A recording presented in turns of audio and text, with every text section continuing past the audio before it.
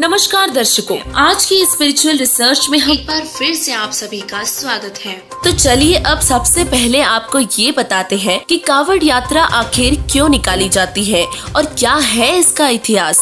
लोक मान्यता है कि यदि आप भगवान शिव को प्रसन्न करके उनसे आशीर्वाद प्राप्त करना चाहते हैं तो कावड़ यात्रा जरूर करनी चाहिए। ऐसा कहा जाता है कि शिवलिंग पर गंगा का पवित्र जल चढ़ाने से भगवान शिव अपने भक्तों की हर मनोकामना पूरी करते हैं। कावड़ यात्रा का इतिहास कुछ इस प्रकार है। सागर मंथन के दौरान 14 रत्नों में जब विष निकला तो भगवान शिव ने वो विष पीकर सृष्टि की रक्षा की, परंतु विष पीने से उनका कंठ नीला पड़ गया था और जिस कारण से उन्हें नीलकंठ भी कहा जाता है। ऐसा कहा जाता है कि जब ये घटना घटी तो भगवान शिव के सबसे प्रिय भक्त रावण ने कावड़ यात्रा करके शिवलिंग पर गंगा जल चढ़ाया था, जिससे भोलेनाथ पर विष का प्रभाव कम हुआ था। रावण की इस भक्ति से भगवान शिव बहुत प्रसन्न हुए थे। रावण भगवान शिव का बहुत बड़ा भक्त था। सबसे पहले कावड़ यात्रा करने वाले भगवान शिव के प्रिय भक्त भी रावण ही है। ऐसा माना जाता है कि रावण के अतिरिक्त भगवान राम ने भी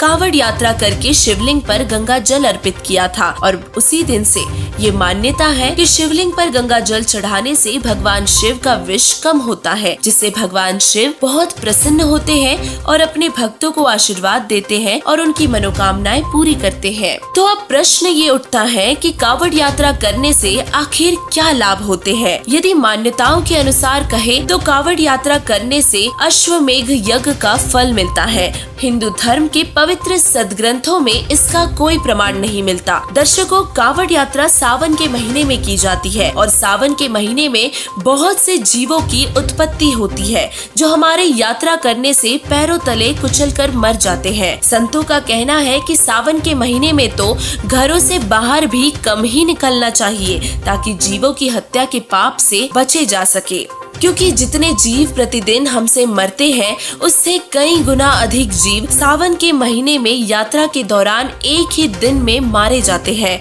जिसका पाप यात्री को लगता है। तो कावड़ यात्रा करना बिल्कुल ही व्यर्थ है, क्योंकि इससे हमें कोई लाभ की बजाय उल्टा हानि ही होती है।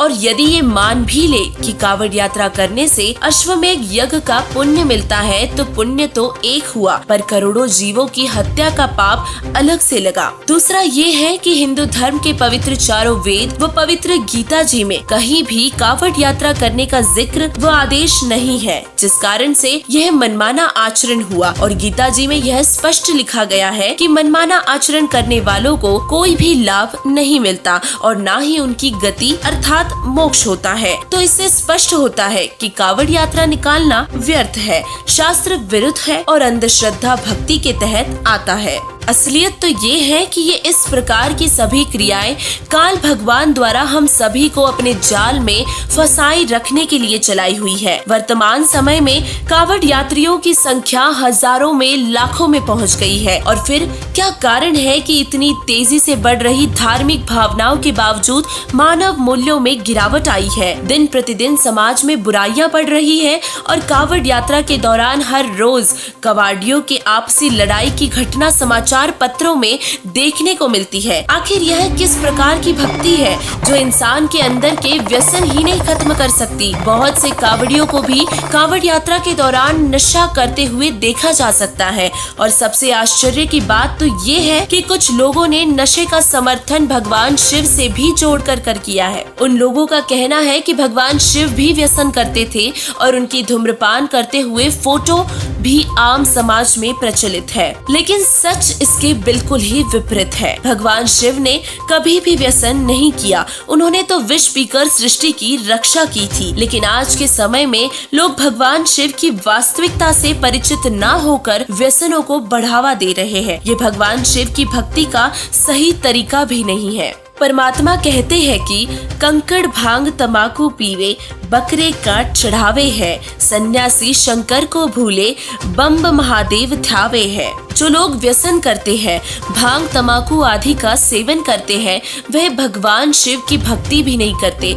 कावड़ यात्रा के दौरान कावड़िया केवल और केवल पाप कर्म ही इकट्ठा करके लाता है, और एक तरफ जीव हत्या का पाप तो दूसरी तरफ नशा करने का पाप। जी हाँ दोस्तों, आप सभी को पता है कि कावड़ यात्रा के दौरान कावड़िया किस किस प्रकार का नशा करते हैं। सुल्फा, भांग, तम्बाकू, गांजा तो उनके लिए एक नॉर्मल सी बात है, परंतु इस प्रकार शास्त्र विरुद्ध साधना करके हम मोक्ष प्राप्त कभी भी नहीं कर सकते। मोक्ष प्राप्ति के लिए शास्त्र अनुकूल साधना करना बहुत ही जरूरी है, और शास्त्र अनुकूल साधना केवल तत्वदर्शी संत ही बता सकते हैं, जो सभी धर्मों के सदग्रंथों को बहुत ही अच्छे से जानते हैं और शास्त्र अनुकूल भक्ति प्रदान करके अपने अनुयायियों को अनंत लाभ प्रदान करते हैं और उनका मोक्ष भी कराते हैं। आज पूरे विश्व में केवल एक ही तत्वदर्शी संत है, जो हमारे ही पवित्र सदग्रंथों से ज्ञान देकर हमें शास्त्र अनुसार भक्ति विधि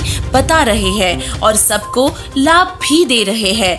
वो महान संत, जगत गुरु, तत्वदर्शी संत रामपाल जी महाराज जी ही है, जो पूरे विश्व को शास्त्र आधारित ज्ञान प्रदान कर रहे हैं। संत रामपाल जी महाराज जी ने बताया है कि श्रीमद् देवी भागवत के 3 स्कंद पृष्ठ 123 पर यह स्पष्ट रूप से लिखा है कि श्री ब्रह्मा जी, श्री विष्णु जी और श्री शिव जी की जन्म और मृत्यु होती है। ये अविनाशी प्रभु नहीं है। संत रामपाल जी महाराज जी ने बताया है कि श्रीमद् देवी भागवत में श्री ब्रह्मा जी श्री विष्णु जी को श्रेष्ठ बताते हैं, तो वही श्री विष्णु जी दुर्गा जी को श्रेष्ठ बताते हुए उनकी भक्ति में लीन है, तो वही दुर्गा जी अपनी भक्ति करने से मना कर देती है और एक पुरुष अर्थात ब्रह्म की भक्ति करने को कहती है, और वही ब्रह्म स्वयं गीता जी में अपनी भक्ति को अनुत्तम बताते हुए पूर्ण परमात्मा की शरण में जाने को कहते हैं, जिसकी जानकारी किसी तत्वदर्शी संत से मिलेगी। आज वो तत्वदर्शी संत पूरे विश्व को शास्त्र अनुकूल ज्ञान प्रदान कर रहा है। अंत में दर्शकों से हमारा यही निवेदन है कि अपने शास्त्रों को ढंग से पढ़े और समझे। तत्वदर्शी संत रामपाल जी महाराज जी द्वारा बताए गए प्रमाणों को मिलाएं और वास्तविकता से परिचित होकर संत जी से नाम दीक्षा लेकर अपना जीवन धन्य बनाएं।